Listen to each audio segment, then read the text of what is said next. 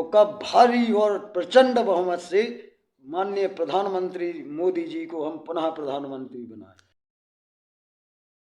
नमस्कार, मेरा नाम दीपचंद और आप देख रहे हैं बगावत न्यूज 24। 2024 में लोकसभा चुनाव संपन्न होना है। इसी को जानने के लिए हम बीजेपी कार्यकर्ता के पास आए हुए हैं। वहां जानेंगे कि बीजेपी ने कितना अच्छा कार्य किया है या नहीं किया, इसके बारे में पूरी जानकारी देंगे आपको। तो आज हम बीजेपी कार्यकर्ता के पास आए हैं, उन्हीं से हम पूरा नाम सब जानेंगे और जनता से 2024 को लेकर भी उनकी राय जानेंगे कि क्या सोचते हैं 2024 को लेकर। तो चलिए उन्हीं से हम सीधी बात करते हैं। तो आप अपना नाम बताइए। हमारा नाम पंडित संजीव कुमार चतुर्वेदी, ग्राम पोस्ट पडरा, थाना कटेरा, तहसील विधानसभा क्षेत्र मऊरानीपुर, जिला झांसी, उत्तर प्रदेश से। तो आपको कई दिनों से देख रहे हैं कि बीजेपी की तरफ से आपसे बड़े बड़े पद दिए जा रहे हैं। आप कितने दिन से बीजेपी से जुड़े थे? मैं 98 में भाजपा के एक निम्न स्तर पर कार्यकर्ता के रूप में कार्यकर्ता हुआ, संलग्न हुआ था। और तब से लेकर के आज तक अपने जीवन का जो बहुमूल्य समय है, इस बहुमूल्य समय में कई उतार चढ़ाव आए, कई परेशानियां भी आईं, कुछ ऐसी सरकारें भी आईं जिसमें सनातनियों को, भाजपाइयों को कुचला गया। उनके ऊपर कई आपराधिक मुकदमे फर्जी लिखाए गए। कितने संघर्ष किया, ये तो जो जमीनी कार्यकर्ता रहा भाजपा का वो जानता है। क्योंकि आप काफ़ी पुराने कार्यकर्ता हैं। 1958 में, आज से मान के 25 साल हो गए हैं आपको बीजेपी से जुड़े जी। लेकिन बीजेपी में आपने बीजेपी से जुड़े तो आपने कांग्रेस का भी राज देखा है, बहुत लंबा देखा है आपने। कांग्रेस का भी देखा है, बीजेपी का भी देखा है। तो इसमें अंतर क्या है?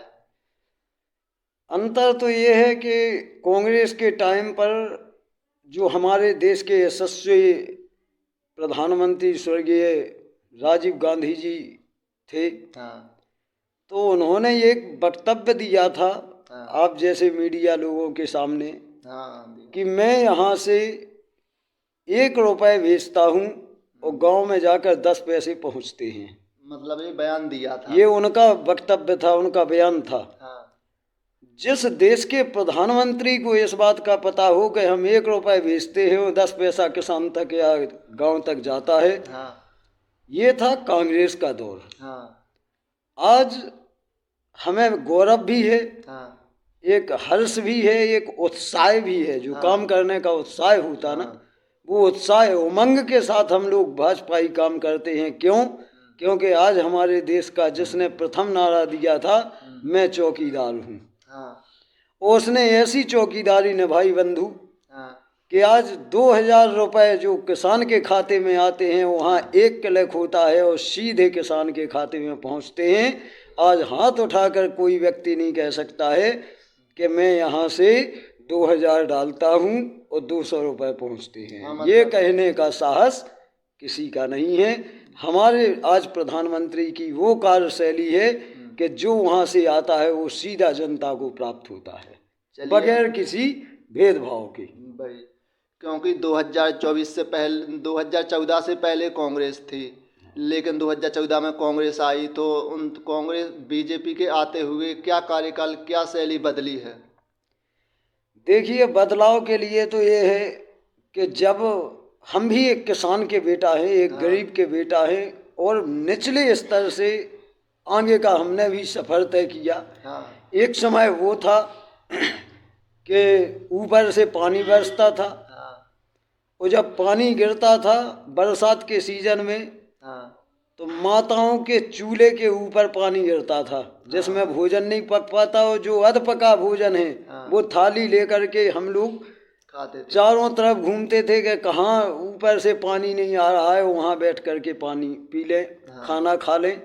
आज हमारे माननीय यशस्वी प्रधानमंत्री श्री नरेंद्र दामोदर दास जी मोदी ने इतने आवास दिए, इतने आवास दिए कि उसकी कल्पना करना भी असंभव है। इतने शौचालय दिए, जो हमारी महिलाएं लोटा लेकर के मैदान में जाती थीं, वो हमारी विडंबना थी। आज हम गर्व के साथ कह सकते हैं कि हमारी माताओं बहनों की अगर किसी ने इज्जत दी, किसी ने उनके लिए चिंता की, किसी ने उनके आत्मसम्मान की रक्षा की, तो वो है हमारे नरेंद्र दामोदर दास जी मोदी यशस्वी प्रधानमंत्री जी के सानिध्य में। इसके बाद आ जाइए आप गैस। गैस तो हमारे गांव में हमने देखा कि 2 गैस कनेक्शन थे पर्रा में। और आज हमारे देखते हुए आज हम ताकत से कह सकते हैं कि ऐसा कोई परिवार संभवतः नहीं होगा जिसके पास रसोई गैस नहीं है। लेकिन ये परिवर्तन है। लेकिन कांग्रेस के भी लोग कहते हैं कि पहले हमने भी गैस शुरू किए थे, अब मतलब पहले हम 500 रुपये में बेचते थे, अब 1000-1200 का पहुंच गया। ये भी मुद्दा कांग्रेस बड़े जोरों से उठाती रहती है। बहुत अच्छा प्रश्न है आपका। उस समय वो 500 क्या 5 रुपए में भी दे सकते थे, क्योंकि आज जितना अकेले उत्तर प्रदेश में गैस के कनेक्शन हैं, इतने पूरे देश में नहीं थे। और अन्य जगह से लूट और घसूट करके उनके नेता और यहाँ सब्सिडी देते रहते थे। इस देश की यही तो विडंबना है कि 60 वर्षों में हमारा जो एक समृद्धशाली देश था, उसको गर्त तक डुबो दिया, गर्त तक। इतना कर्ज था हमारे देश के ऊपर कि हम लोगों ने तो उम्मीद करना बंद कर दिया था कि कभी कोई ऐसा भी एक नाव चलाने वाला खेवनहार होगा जो हमारे देश को इस मुकाम पर ले जाएगा। आज 1200, 1100, 1000 सिलेंडर नहीं, मैं तो ये मांग करता हूँ कि अगर ये सिलेंडर हमें 3000 का भी मिले तो बधाई हो नरेंद्र दामोदर दास जी मोदी हमारे प्रधानमंत्री को, कि जिसने हमारी अर्थव्यवस्था कहाँ से कहाँ भेज दी। अगर इतना करने के लिए थोड़ा सा देखो, जब हमारी बीमारी दूर होती ना तो डॉक्टर हमारा ऑपरेशन करता है, हमें बेहोश करता है, हमें तकलीफ होती है। अगर हम उस तकलीफ से डरने लगेंगे तो हमारी मृत्यु निश्चित है। इसलिए हमें उस तकलीफ से नहीं डरना है, हमें स्वस्थ भारत चाहिए, समृद्ध भारत चाहिए। देखिए, तो मतलब कांग्रेस वाले भी कई प्रकार के आरोप लगाते रहते हैं। जैसे कोई मध्य प्रदेश में चुनाव हो, अगर कोई योजना कर दें तो लोग कहते हैं कि चुनाव आने से पहले कोई योजना नहीं थी, चुनाव आया तो योजना। जैसे आप मध्य प्रदेश को ही उठा लीजिए, पहले मतलब कांग्रेस वाले कहते थे कोई योजनाएं नहीं थी, लेकिन अब चुनाव आया तो योजनाओं की मशीन कहने लगे शिवराज सिंह चौहान को कि मध्य प्रदेश में 2023 में चुनाव है, संपन्न भी हो गया है, अब मतलब रिजल्ट भी आने वाला 3 दिसंबर। तो इसके बारे में क्या कहोगे? इसके बारे में मैं तो 2 शब्द कहना चाहूँगा कि देखिए,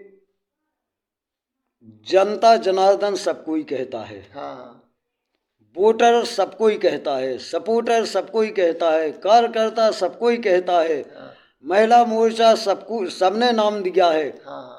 लेकिन हमारे माननीय मुख्यमंत्री जी मध्य प्रदेश शिवराज सिंह चौहान जी, आज तक क्या आपने किसी नेता को बहन बनाते सुना है या देखा है? नहीं, ऐसा तो नहीं सुना है बहन बनाते। लेकिन आज तो हमने आपने देखा है ना। हाँ, देखा है मध्य प्रदेश में। आज मामा के नाम से फेमस है।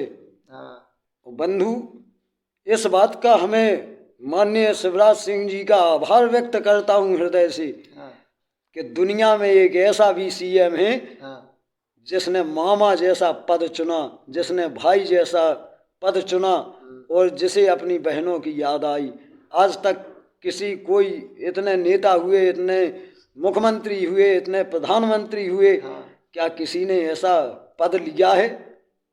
अरे शिवराज सिंह मुख्यमंत्री का पद तो बाद में, वो मामा का पद चाहते हैं, वो भांजे मामा का पद चाहते हैं। जनता के युवा वर्ग को वो भांजा मानते हैं, बहनों को बहन मानते हैं। यहाँ तो ऐसी सरकारें हुई जिन्होंने बहनों की इज्जत तार तार की।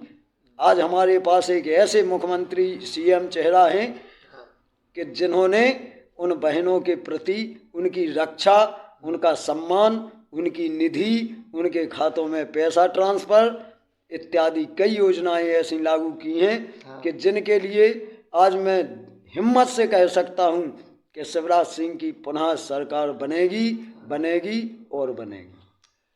देखिए, क्योंकि भारत के 5 राज्यों में विधानसभा चुनाव संपन्न होना है, लेकिन फिर भी मतलब 2023 का 24 का फाइनल माना जाता है, क्योंकि जिस राज्य में जिसकी ज़्यादा सरकार बनेगी उसकी उम्मीद हो जाती है। तो 2024 को लेकर आप क्या सोचते हैं?